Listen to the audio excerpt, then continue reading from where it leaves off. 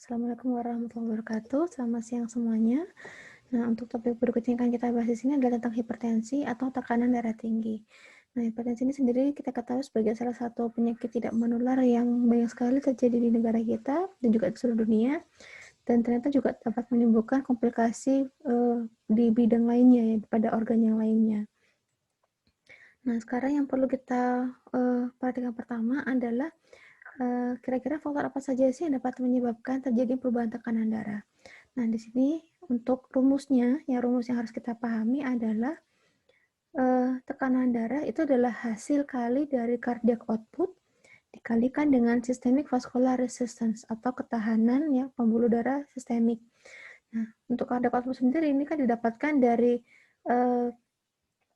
ejeksi ventricle ya, ejeksi ventricle dikalikan dengan 60 kali 60 detik ya. Nanti kita dapatkan berapa jumlah cardiac output dalam 1 menitnya. Kemudian dikalikan dengan tahanan dari pembuluh darah yang ada di sistemik.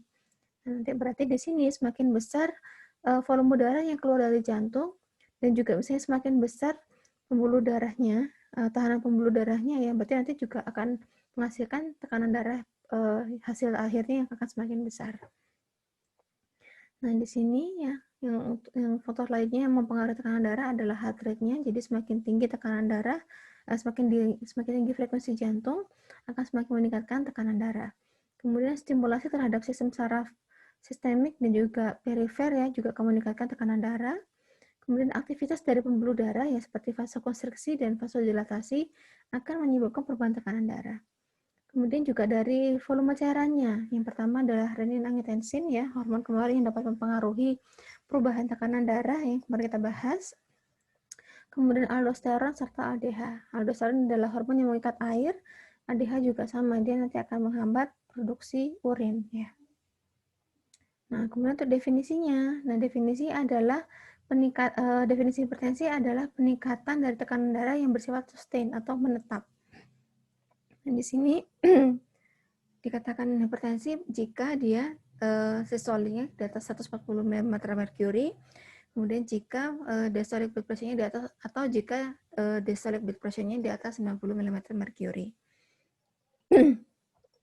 Kemudian ini adalah klasifikasi dari blood pressure, saya ambil dari Jensen terakhir ya. Nah, untuk yang dikatakan normal adalah tekanan darah yang sistoliknya kurang dari 120 dan diastoliknya kurang dari 80.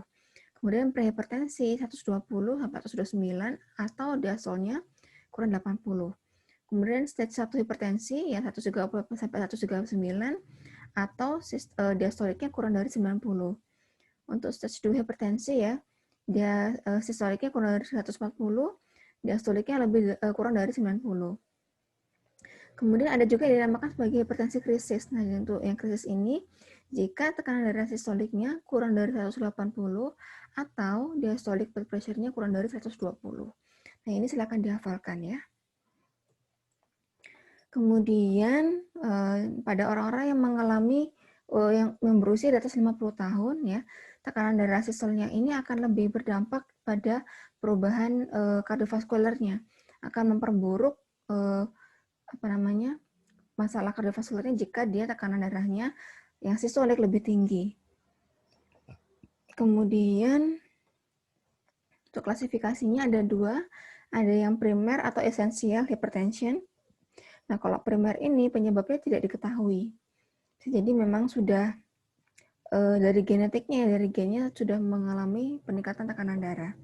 Dan ini juga terjadi pada sekitar 90% sampai 90% pada semua kasus hipertensi. Kemudian yang kedua adalah hipertensi sekunder. Nah, di sini terjadi peningkatan tekanan darah dengan penyebab yang sudah spesifik, sudah ada, sudah jelas ya. Dan ini terjadi sekitar 5% sampai 10% pada kasus hipertensi pada dewasa. Nah, untuk yang hipertensi primer ini terjadi akibat adanya peningkatan saraf sistemik nervous system ya, ada peningkatan aktivitas, kemudian juga terjadi karena adanya diabetes mellitus yang ini contributing faktornya dapat diperberat dengan adanya diabetes mellitus. Kemudian dapat diperberat juga dengan peningkatan konsumsi dari natrium ya, jadi semakin banyak kita konsumsi garam, natrium dia akan meningkatkan tekanan darah juga. Atau juga terjadi karena akibat peningkatan konsumsi alkohol yang berlebihan. Kemudian untuk yang sekunderi di sini faktor yang berkontribusi adalah penebalan dari aorta, kemudian penyakit ginjal, penyakit-penyakit dari endokrin ya, kegagalan hormon, kemudian juga penyakit neurologi.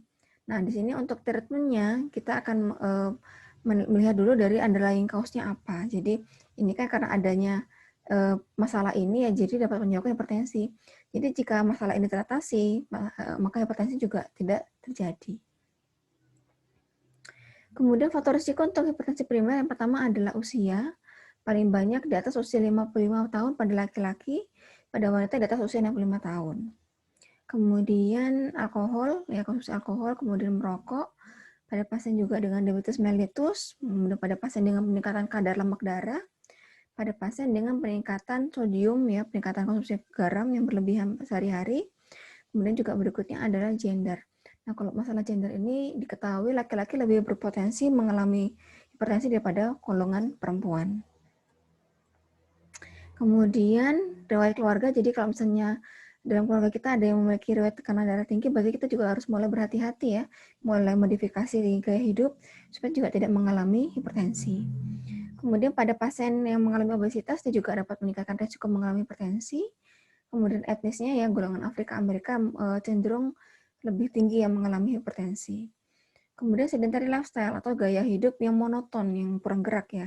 Jadi misalnya dia banyak makan, kemudian juga kurang aktivitas, itu akan meningkatkan terjadinya hipertensi. Kemudian sosioekonomi status, ini hubungannya dengan pola makan juga ya. Orang-orang yang memiliki pendapatan yang lebih tinggi, dia juga cenderung akan mengkonsumsi makanan yang lebih bervariasi dan lebih berlemak. Nah, itu adalah fenomena di negara kita juga ya. Kemudian kondisi stres. Nah, kalau kondisi stres ini juga nanti akan menyebabkan aktivasi dari sistem saraf yang dapat menyebabkan terjadinya vasokonstriksi dari pembuluh darah kita. Oke, kemudian untuk manifestasi klinis di sini yang paling sering terjadi adalah masih asimptomatik ya, masih sering asimptomatik sampai terjadi kondisi hipertensi yang memberat dan juga target organnya ya, target organ pada penyakitnya. Jadi misalnya kalau dia kena diabetes berarti ya mungkin juga dapat mengalami masalah berhubungan dengan gula darahnya dari hipertensi juga. Nah, untuk di sini yang masalah yang terjadi adalah pasien mengeluh kelelahan dan juga mengalami penurunan aktivitas. Berikutnya pasien mengalami pusing ya, dizziness atau mungkin kebingungan.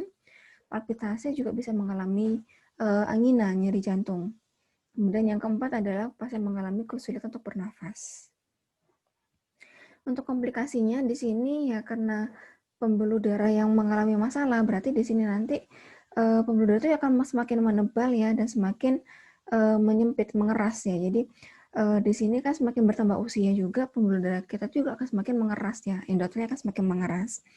Nah, di sini juga bisa kita bandingkan pada kelompok usia anak-anak dengan dewasa yang sudah memasuki usia lansia. Kita dapat semakin merasakan pembuluh darah kita akan semakin terasa ya, akan semakin terasa kenyal, semakin mengeras. Nah, beda dengan kondisi orang-orang yang remaja dan dewasa muda yang masih kita bisa rasakan elastisitas dari pembuluh darahnya. Nah, di sini dengan adanya pengerasan dari dinding pembuluh darah, maka jika terjadi adanya fatty deposit ya atau mungkin tumpukan lemak, maka ini akan semakin mengeras, memperkeras kondisi pembuluh darah dan juga dapat semakin memperkecil dari penampang pembuluh darahnya. Nah, untuk komplikasinya yang paling sering terjadi adalah target organnya adalah pada jantung ya. Nah, ini juga bisa kita temukan pada pasien-pasien dengan kondisi penyakit jantung koroner ya, kemudian juga pada otak ya, pasien juga bisa mengalami cerebrovascular accident atau kondisi stroke. Kemudian penyakit ginjal ya, di sini pasien juga bisa mengalami gagal ginjal. Kemudian juga bisa kena ke mata, yang pasien bisa mengalami kebutaan atau mungkin juga glaukom ya, akibat peningkatan tekanan darahnya juga. Kemudian komplikasi ya, yang pertama adalah hypertensive heart disease. Ini adalah contohnya penyakitnya CAD yang tadi sudah kita singgung ya, ada penyakit jantung koroner, kemudian hipertrophi ventricle ya, jadi ruang dinding jantungnya akan semakin melebar karena usaha yang dibutuhkan jantung untuk kontraksi akan semakin besar sehingga lama-kelamaan dinding jantung akan melebar. Kemudian juga bisa mengalami namanya heart failure atau gagal jantung. Kegagalan jantung dalam memompa darah ya. Nah, ini adalah contoh dari jantung ya, yang ini adalah jantung yang normal, Ini adalah jantung yang mengalami pembengkakan akibat LVH atau mungkin left ventricular hypertrophy. Ini jadi karena semakin besarnya pembuluh darah yang mengalami pengerasan tadi ya akibat proses penuaan, sehingga nanti di sini jantungnya juga akan semakin melebar dan juga semakin mengeras ya dinding jantungnya juga. Kemudian untuk komplikasi berikutnya adalah penyakit otak ya, cerebrovaskular. Kemudian juga bisa pada peripheral vascular disease ya. Ini berarti penyakit yang menyerang pada pembuluh darah yang ada di perifer. Jadi pasien juga bisa mengalami kesemutan dan sebagainya. Kemudian untuk diagnosisnya, nah diagnosis ini sebenarnya ditegakkan dengan cara mengukur tekanan darah. Nah ini harusnya dilakukan berulang kali, jadi tidak satu kali datang, misalnya tensi waktu kita ukur adalah 160, kemudian kita langsung menegakkan diagnosis itu. Tidak, tapi harus dilakukan dalam beberapa waktu yang dia ada kecenderungan untuk terlalu tinggi tekanan darahnya. Kemudian juga tekanan darah harus diukur di kedua tangan kanan dan kiri untuk memastikan tidak adanya penyumbatan pada pembuluh darah perifer yang ada di tangan. Kemudian, nah ini untuk pengukurannya ya. Jadi kita juga sebagai perawat harus bisa memastikan bahwa tekanan darah, hasil tekanan darah yang kita ambil itu adalah hasil yang akurat. Akurat dari mana? Berarti dari segi pasiennya harus benar ya. Pasiennya harus istirahat dulu, kemudian juga dia dalam kondisi yang telentang. Kemudian juga pasiennya harus dalam kondisi yang tenang, bukan dalam kondisi yang masih dalam keadaan panik. Kemudian juga SOP-nya harus benar juga, SOP yang kita lakukan. Jangan sampai kita waktu mengambil pengukuran tekanan darah itu tidak memperhatikan bunyi Korotkovnya. Korotkovnya sampai 5 kita abaikan. Nanti takutnya hasil jadi tidak valid. Kemudian berikutnya untuk treatment. Nah, di sini treatment yang diharapkan adalah mempertahankan tekanan darah kurang dari 140. Nah, ini juga tergantung dari kondisi komorbid pasien yang lainnya. Jika dia sudah punya komorbid, berarti goalnya mungkin bisa lebih rendah lagi, bisa 130. Nah, ini ternyata dengan penurunan tekanan darah yang terjadi secara bertahap ya, kita bisa menurunkan risiko pasien mengalami masalah yang lainnya juga. Nah, ternyata jika tekanan darah turun, maka insiden terjadinya stroke akan menurun sampai 35%. Insiden terjadinya infark miokardium itu akan turun sampai sebanyak 22-25%. Dan risiko mengalami serangan jantung juga akan menurun sampai separuhnya. Nah, jadi jika kita memiliki pasien dengan riwayat tekanan darah tinggi, ya harus kita perhatikan jangan sampai tekanan darahnya tetap tinggi sehingga dia bisa berpotensi mengalami masalah komplikasi yang seperti ini akan semakin memperberat kondisi hipertensinya. Nah, sekarang untuk treatmentnya yang menjadi patokan utama sebenarnya adalah lifestyle modification ya. Karena memang juga zaman sekarang ini hal-hal yang paling sering menyebabkan terjadinya hipertensi adalah karena gaya hidup. Yang pertama misalnya gaya hidup yang mengkonsumsi makanan tinggi lemak, makanan tinggi glukosa, dan juga dia kurang istirahat. Nah, di sini berarti jika terjadi perubahan dari gaya hidup pasien, maka tekanan darahnya juga akan ikut kita perhatikan untuk penurunannya ya. Jadi goalnya adalah 140. Kemudian pada pasien dengan diabetes atau tekanan atau penyakit jantung, penyakit ginjal, maka kita pertahankan tekanan darahnya kurang dari 130. Kemudian kita bisa mengarahkan pada pemilihan obat-obatannya. Ya, ini adalah contoh-contoh dari obat-obatan yang bisa kita gunakan. Nah, untuk collaborative care-nya, yang pertama adalah lifestyle modification tadi ya. Yang pertama ada penurunan berat badan, kemudian perubahan dari dietnya pasien ya. Tadi ya karena dia juga dapat terjadi akibat peningkatan konsumsi garam, maka kita bisa memperhatikan konsumsi harian pasien. Kemudian batasi intake dari alkohol ya. Kemudian aktivitas fisik yang bersifat reguler setiap hari ya. Jadi kalau misalnya kita sarankan untuk olahraga, usahakan dilakukan secara rutin. Jangan hanya seminggu sekali, kemudian habis itu hilang pasiennya. Jadi harus tetap kita pantau ya. Kemudian hindari penggunaan tembakau ya. Jadi pasien juga harus kita mulai sarankan untuk mengurangi konsumsi rokok. Serta manajemen stres ini juga sangat penting karena begitu dengan kita mengalami stres, maka tubuh kita akan mengalami respon namanya aktivasi dari sistem saraf simpatis, sehingga nanti tekanan darah juga akan semakin meningkat. Ya, kemudian untuk collaborative care-nya berikutnya adalah terapi diet ya. Nah, di sini untuk dietnya yang bisa kita sarankan adalah restriksi dari garam dan teman-temannya. Jadi bukan hanya garam murni, garam dapur, tapi juga garam micin ya, vitsin yang pokoknya yang ada kandungan sodium atau natrium. Jadi berarti vitsin, kemudian kecap, kemudian saus, makanan-makanan dengan pengawet, makanan-makanan dengan pewarna itu harusnya kita singkirkan dulu pada pasien. Kemudian usahakan pasien mengkonsumsi sayur ya, kemudian sayur, buah, dan produk susu non lemak secara rutin setiap hari. Kemudian lakukan pembatasan kalori jika pasien mengalami overweight ya, jelas sekali. Kemudian untuk drug terapinya tujuannya pertama adalah untuk menurunkan tahanan pembuluh darah perifernya. Jadi pembuluh darah ini kan tadi karena di depan tadi sudah singgung ya, tekanan darah adalah hasil kali dari cardiac output dikalikan dengan SVR. Berarti salah satu tujuan utama untuk menurunkan tekanan darah juga adalah menurunkan SVR-nya dulu. Kemudian yang kedua, kita menurunkan volume darah yang bersirkulasi di dalam pembuluh darah. Nah, untuk pilihannya ada diuretik ya, atau mungkin obat-obat yang merangsang untuk kencing ya, kemudian ada adrenergic inhibitor, beta adrenergic blocker, kemudian ACE inhibitor, dan kalsium kanal blocker. Nah, ini untuk diazepam diuretik ya, adalah obat-obatan yang merangsang pengeluaran urin, dan nanti dia akan menurunkan volume darah. Dia cara kerjanya adalah dengan menghambat penyerapan dari NaCl. Kemudian efek sampingnya yang perlu kita perhatikan karena dia menghambat absorpsi dari NaCl, maka nanti bisa mengalami gangguan keseimbangan dari elektrolit. Nah, ini berarti pasien juga perlu kita sarankan untuk meningkatkan konsumsi makanan yang tinggi kalium. Kemudian inhibitor adrenergik di sini digunakan untuk mengurangi efek dari saraf simpatis yang dapat menyebabkan hipertensi. Efek sampingnya adalah hipertensi, kemudian juga bisa bervariasi tergantung dari obat-obat yang spesifik tadi. Nah, ini untuk yang beta adrenergic blocker ya, belakangnya yang ada ololnya, misalnya metoprolol, propanolol. Nah, ini dia digunakan untuk menurunkan heart rate, menurunkan frekuensi jantung, menurunkan aktivitas dari inotropik jantung, jadi kontraktilitas dari jantung akan dikurunkan. Kemudian efek sampingnya dapat menyebabkan bradikardi, hipotensi, gagal jantung, dan hipotensi. Ini juga perlu diperhatikan efek sampingnya ya. Kemudian obat-obatan ACE inhibitor yang belakangnya ada prilnya, misalnya enalapril, captopril ya. Di sini dia digunakan untuk menghambat konversi dari angiotensin 1 ke angiotensin 2. Dan ini kalau misalnya bingung kemarin sudah saya bahas waktu kita membahas tentang fisiologi jantung ya. Efek sampingnya adalah hipertensi, juga bisa batuk.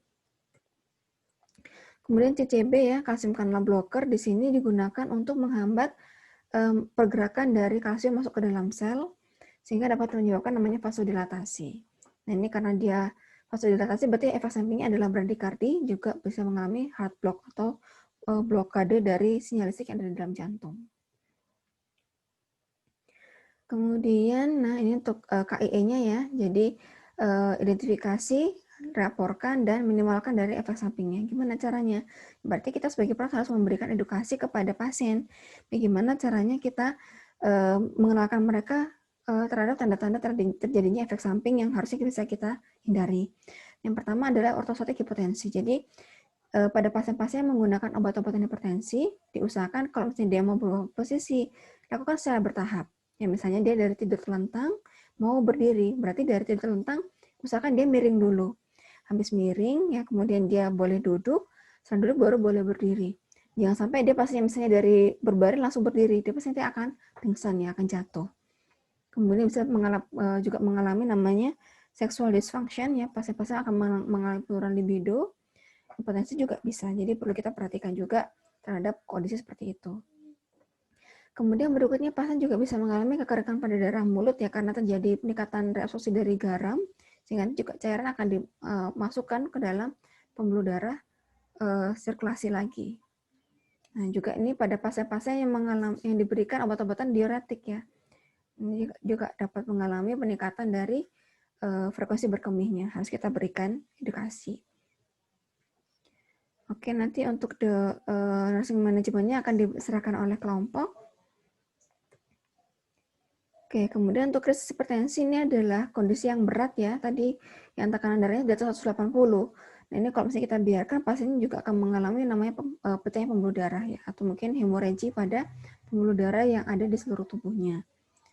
Kemudian, nah ini untuk manifestasi klinisnya, pasien bisa mengalami ensefalopati ya, atau mungkin gangguan neurologi akibat perubahan tekanan darah. Misalnya pasien mengalami kejang, kemudian mual muntah, headache ya, ini headache berarti nyeri kepala ya. Kemudian pasien bisa mengalami kebingungan, bahkan juga bisa mengalami koma. Kemudian dampak berikutnya pasien bisa mengalami insufisiensi dari ginjal, terjadi penurunan produksi dari urinnya. Bisa juga mengalami gagal jantung dan edema pada parunya. Kemudian ini untuk perawatan di rumah sakit ya, kita bisa memberikan obat-obatan lewat infus untuk memastikan tekanan darah bisa turun dan bisa kita monitoring dengan baik. Kemudian monitoring fungsi dari jantung dan ginjal secara rutin. Kemudian pemeriksaan neurologi untuk memperhatikan ada tidaknya perubahan akibat hipertensi krisis tadi. Kemudian pastikan dia penyebabnya apa. Kemudian edukasi untuk mencegah terjadinya krisis berikutnya. Jadi jangan sampai pasien sekarang datang dengan tensi 200 ya, kemudian ternyata dia datang lagi berikutnya karena mungkin dia habis makan kambing, sate kambing gitu ya. Kemudian datang lagi ke tempat kita karena krisisnya berulang. Oke, dengan demikian selesai dari saya ya. Semoga bermanfaat. Nah, nanti untuk materi berikutnya akan dilakukan oleh kelompok untuk menjelaskan tentang asuhan keperawatannya. Baik, sekian dari saya. Terima kasih atas perhatiannya. Semoga bermanfaat. Assalamualaikum warahmatullahi wabarakatuh.